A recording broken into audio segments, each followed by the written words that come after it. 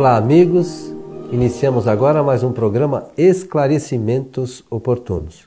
Lembramos sempre que o nosso programa tem por objetivo levar a você os esclarecimentos da doutrina espírita e para isso nos baseamos sempre nas obras de Allan Kardec.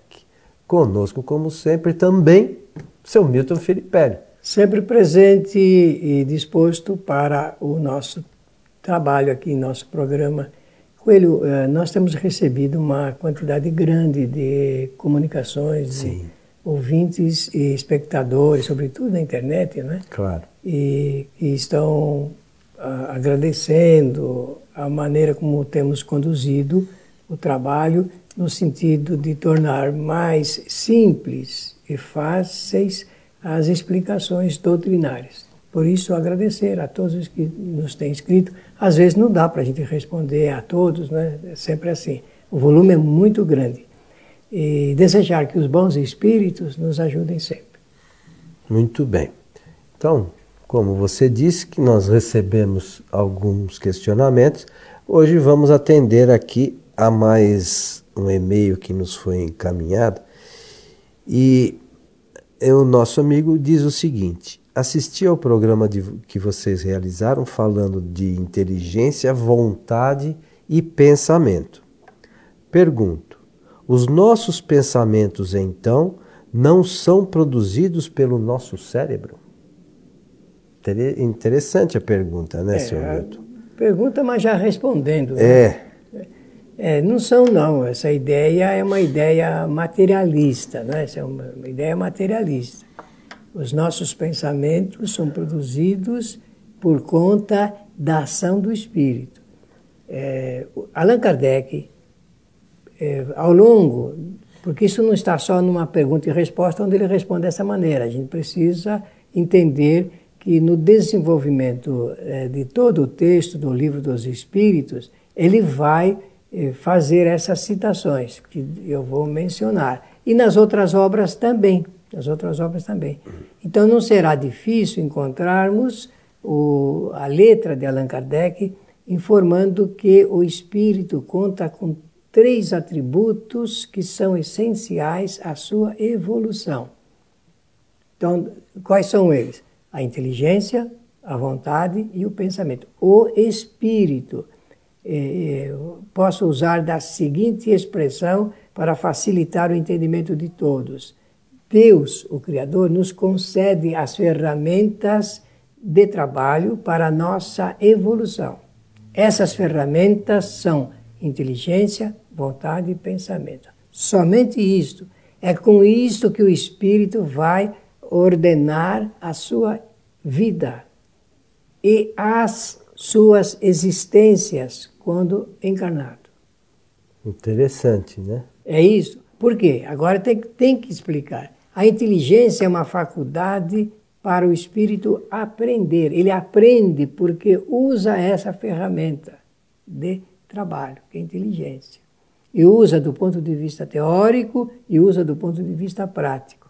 É nessa costura, teoria e prática, que o espírito vai aprendendo. A vontade é para determinar as suas ações. A psicologia e os maiores psicólogos que já existiram e que ainda existem, eles estudam, examinam muito esse assunto ligado com a vontade, porque a vontade é a determinadora da ação do espírito. É pela vontade que o espírito age. Ele age porque movimenta a vontade. Então ela é determinadora. E o pensamento é encaminhador do que a vontade determina. O pensamento, é através do pensamento que o espírito encontra soluções para o que a vontade determinou. É interessante. E Allan Kardec fala constantemente também, ao longo da codificação, que nós temos que usar a razão. Então, a gente tem que pensar algumas coisas. Uma vez que a gente supõe ou entende que o espírito sobrevive à morte do corpo, se ele sobrevive, esse conhecimento deve estar com ele. Portanto, aquele corpo morto que está ali, e vai se deteriorar, aquilo não tem arquivo nenhum. Né? O conhecimento ficou com o espírito. Então, por exemplo, a gente vê muito na televisão, de repente, na internet tem muita coisa também, que a gente vê às vezes criança pequenininha. Recentemente eu vi um vídeo de uma criança, sei lá, acho que tinha uns 4 anos de idade, no Facebook lá, alguém postou aquilo, tocando piano com uma facilidade inacreditável. Um negócio assim. Aí todo mundo fala, nossa, isso é algo que veio com, né, o conhecimento do Espírito. Então o Espírito conservou este conhecimento que ele adquiriu em outras oportunidades. Portanto, se o Espírito, também dito por Allan Kardec, é o ser inteligente da criação, o corpo é matéria. Se o Espírito é inteligência, matéria não pensa. Então o corpo não pode pensar.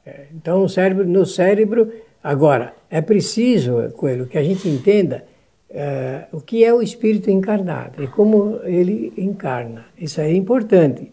Então no livro A Gênese existe uma descrição muito importante para nós, os espíritas, em sabermos dentro dos limites do conhecimento.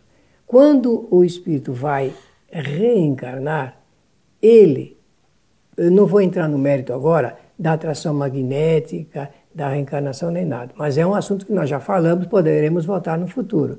Ele, espírito, mesmo não conhecendo a engenharia da reencarnação, ele vai unir molécula a molécula do seu perispírito com cada molécula do corpo físico que vai ser gerado. Olha, quando há concepção, já existe ali a ligação da reencarnação. Então, cada molécula unida, então faz com que o espírito haja sobre o corpo através do seu perispírito. O perispírito, ele é responsável pela união do espírito com o corpo físico. Eu usei a palavra responsável figuradamente porque ele não tem responsabilidade nenhuma, é o espírito que tem. Então, é evidente que se o espírito ele casa molécula a molécula do seu perispírito com o corpo físico, existe o casamento molecular do perispírito com o corpo físico, no caso o cérebro. Por isso que às vezes as pessoas passam por essa ligeira confusão imaginando que o raciocínio está no cérebro, que o pensamento está no cérebro, a vontade está no cérebro. Não, nosso cérebro não pensa e não tem vontade. Quem pensa e tem vontade é o espírito. Claro que agindo através desse casamento molecular com o corpo físico, e essa rede, então, ele transmite por esse intermédio dessa rede todo o resultado da sua inteligência, da sua vontade e do seu pensamento. E essa transmissão é feita, como você mencionou, pelo perispírito. Né? O espírito pensa e transmite pelo perispírito esse pensamento para o corpo físico que age. Então, às vezes a gente vê lá que a ciência estuda a ação do cérebro e tudo, é o perispírito que está agindo ali de alguma forma, que a gente ainda não detém esse conhecimento e nem os cientistas chegaram a conclusão nenhuma nessas questões, e por isso que não vão chegar, porque ainda eles estão detendo o seu estudo no corpo físico. E de uma forma rudimentar ainda, né? A ciência ela é impotente para entender os assuntos ligados com o espírito. Agora, o espiritismo, como estuda o espírito, pode entrar no mérito do conhecimento da ciência, sim. Agora, tem uma outra questão que é interessante, Milton, que as pessoas às vezes não se dão conta. Se o espírito age pelo perispírito e chega com as informações no corpo físico, que nós já falamos aqui, o espírito não está dentro do corpo físico. É verdade. Né? É uma questão que nós temos que pensar. Então, o espírito age através do perispírito no corpo físico, mas ele em si, ele não se encontra inserido em nenhum lugar no corpo físico. Então, agora para fechar essa fase desse conhecimento, o espírito influencia no corpo, através do perispírito. E o corpo também tem as suas influências em relação ao espírito. Por quê? Porque existe essa ramificação que nós lembramos agora mesmo, que ela é molecular. Ela é molecular. Portanto, é por isso que aparece no Livro dos Espíritos essa informação de que a matéria também influencia o espírito. Essa palavra matéria significa o corpo físico. Obviamente, eu vou citar um único exemplo e tenho a certeza todos vão entender pela clareza desse exemplo. Quando uma pessoa tem, por exemplo, um dos seus membros amputado, esse ato repercute no espírito. Tem a sua repercussão. Claro que, como se trata de uma perda, dificilmente essa repercussão será ótima, porque o espírito se imagina deficiente, não podendo usar da matéria como gostaria. Então veja como Allan Kardec tem a razão quando disse que a matéria também leva a sua influência, porque desarranjado o corpo, o espírito também fica, de certa forma, tocado. E vale ressaltar que essas informações, mais uma vez, como o Milton mencionou, nós não tiramos do nada, não são interpretações nossas, são informações trazidas pelos espíritos superiores nas obras da codificação. Eu não me lembro propriamente na obra da codificação, mas essa questão de o espírito estar fora do corpo físico, se não me engano, no livro O que é o Espiritismo, que é aquele livrinho que Kardec indica para quem quer começar a doutrina, e nós já falamos aqui sobre isso também, a questão 108 fala que o espírito irradia para todo o corpo. Por quê? Então, por quê? Porque ele tem 3 ferramentas para isso: a inteligência, a vontade e o pensamento. O espírito sempre usa da inteligência para aprender. E a maneira como nós temos de aferir que o espírito aprendeu é através da lembrança. Por isso que o Platão dizia que a única forma que nós aprendemos, porque nos lembramos do que aprendemos. Olha que coisa interessante. O aprendizado, ele fica no reservatório do conhecimento teórico do espírito. E ele pode também praticar quando ele tem a oportunidade de retornar ao mundo físico. Então, do ponto de vista espírita, sempre nós temos que lembrar, vou repetir, o espírita tem que saber disso. Ele tem que saber que o espírito detém 3 atributos que são essenciais à sua evolução, que é uma concessão do Criador. Eu posso até usar de uma outra palavra, que é uma verdadeira mordomia do Criador, oferta disso. Porque se nós soubermos usar melhor a inteligência, nós aprenderemos melhor. Se nós soubermos usar melhor a vontade, aprenderemos mais. Se nós soubermos usar melhor o pensamento, aprenderemos muito mais ainda. Porque quando a gente usa a expressão, por exemplo, Coelho e amigos, aquele homem está raciocinando, na verdade ele está usando o pensamento numa devida ordenação lógica, e é assim que o espírito aprende. Segundo os conhecimentos que ele adquiriu ao longo do tempo. Segundo os conhecimentos, porque não tem como ele dar salto, ele sair de um determinado grau e partir para um outro imediatamente maior. Não é assim, porque tudo segue uma sequência lógica. Existem algumas questões que, como você está mencionando, do espírito. Então a gente tem que lembrar que o espírito, por vezes, está encarnado, outras vezes ele está desencarnado. Está em estado de erraticidade. E usando ele continua se utilizando disso. E o espírito, no estado desencarnado, por exemplo, ele não tem olhos. Ele enxerga de maneira generalizada. Né? Ele enxerga de maneira generalizada.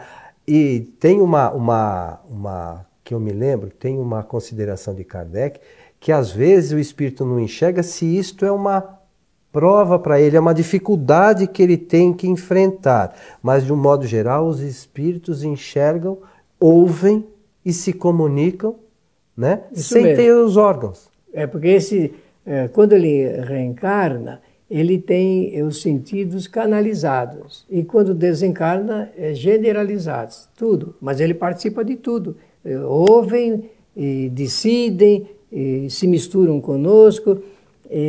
Às vezes as pessoas estão na mesa de refeição de uma família, por exemplo, e se imaginando ali entre 5 pessoas só, mas na verdade tem outros ali colocados para participação em nível de pensamentos, de todas as conversações, fazendo sugestões, críticas. Alguns ficam bravos, outros são mais doces, mais tranquilos, mas essa agitação que nós vemos aqui na Terra também ocorre quando o espírito está em outro estado. O estado chama-se erraticidade, que é um termo que os espíritas deveriam usar sempre para se referir ao estado em que fica o espírito depois que deixam definitivamente o corpo físico.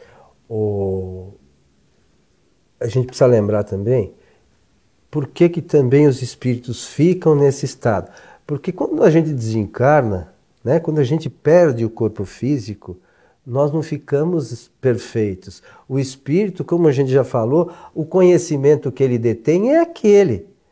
Por ter desencarnado, ele não ampliou seu conhecimento do nada, né? Ele vai ter que fazer novas experiências, novas reencarnações, até chegar à condição dos espíritos puros, como nós já falamos aqui. Isso em outros mundos, né? Mas isso vai demorar muito, serão muitas experiências para chegar a essa condição.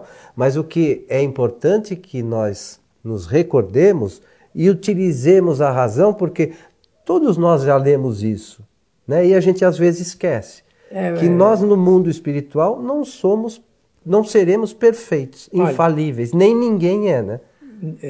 A não ser aqui dentro dessa condição, claro, existem os espíritos perfeitos, aí a gente não vai discutir. Mas eu estou dizendo, dentro desse mundo que a gente vive de provas e expiações, o normal é que os espíritos, no mundo espiritual, sejam como eles são aqui na Terra, encarnados. Porque somos ainda espíritos imperfeitos, intelectual e moralmente falando. Quando nós avançarmos na linha da nossa evolução, certamente experimentaremos outras situações. Por ora, só nos resta entender que temos que desenvolver experiências sempre melhores para alcançarmos status melhores também do ponto de vista intelectual e moral. Porque, e quando nós usamos a palavra moral, estamos nos referindo às regras de relacionamento que nós estabelecemos para a nossa convivência. Por enquanto, são regras egoísticas, não é isto? Unilaterais, não de reciprocidade absoluta, não de solidariedade absoluta, e vivenciamos ainda de acordo com o grau dos nossos interesses pessoais. Como nós já mencionamos, você sobretudo das experiências que o espírito vai adquirindo através do tempo, sempre é tempo, mesmo aqui encarnados, de aprender. Então, às vezes nós vemos algumas pessoas, mas eu já estou velho demais para aprender isso. É um engano, não existe isso, né? É sempre uma oportunidade de agregar conhecimento para o espírito, em qualquer tempo. Às vezes a gente acha que é uma perda de tempo, não, pelo contrário, né? Nós estamos ganhando tempo para outras oportunidades, aquele conhecimento já está dentro da inteligência, né? Muito bom isso. Absorvida, né, do espírito, não é isso? Olha, e por falar nisso, não é acrescentar, mas por falar nisso, porque a pedra de toque é o que você mencionou, lembrar que não se atrofia a inteligência, nem a vontade, nem o pensamento, porque isso são qualidades, atributos, ferramentas do espírito. E são sempre, quando uma pessoa está muito doente, está impossibilitada de se locomover, está na cama, a gente às vezes vê pessoas há vários meses com doenças e elas estão paralisadas na cama. Isto é o corpo que está nessa situação. porque o espírito ele é independente e ele está ativo. Então, ele não faz as experiências práticas, porque o corpo não deixa, mas ele faz experiências teóricas. Então, por isso que ele está aprendendo, e eu gostei muito que você fez essa lembrança, porque é assim que nós temos que olhar a vida. Não existe atrofia do espírito, existe atrofia do corpo físico. Milton, estamos chegando ao final do nosso programa, mas vale sempre lembrar as possibilidades que nós temos de angariar novos conhecimentos e não perder isso nunca, né?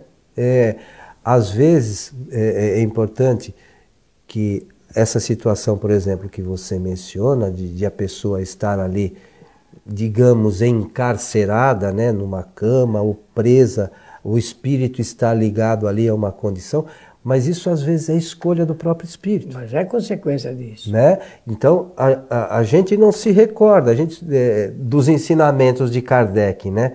E nesse momento, às vezes, a gente perde um pouquinho, enfim, a sensação que aquilo é algo bom para o espírito, muitas vezes. Né? Escolha dele para passar, às vezes, de algumas etapas que são necessárias para a sua evolução. Exatamente isso. Exatamente. E a ciência tenta ajudar, porque é a obrigação da ciência prolongar a existência e retirar o sentimento de dor que o espírito encarnado passa. É isso aí, seu Milton Felipe. Estamos chegando ao final, como eu disse, nesse nosso programa Esclarecimentos Oportunos. A gente sempre espera ter contribuído, né, com as pessoas. E a gente aprende muito ao fazer essas reflexões. Nós saímos daqui satisfeitos sempre, porque aprendemos bastante. Desejar a todos que os bons espíritos nos ajudem sempre. Lembrando mais uma vez que a nossa casa, a Sociedade Espírita Francisco de Assis, tem palestras públicas às quartas e sextas-feiras, e as palestras das sextas-feiras são transmitidas ao vivo pelo nosso site tvfraternidade.com.br a partir das 19h30. A você que esteve conosco, o nosso abraço e até o nosso próximo encontro.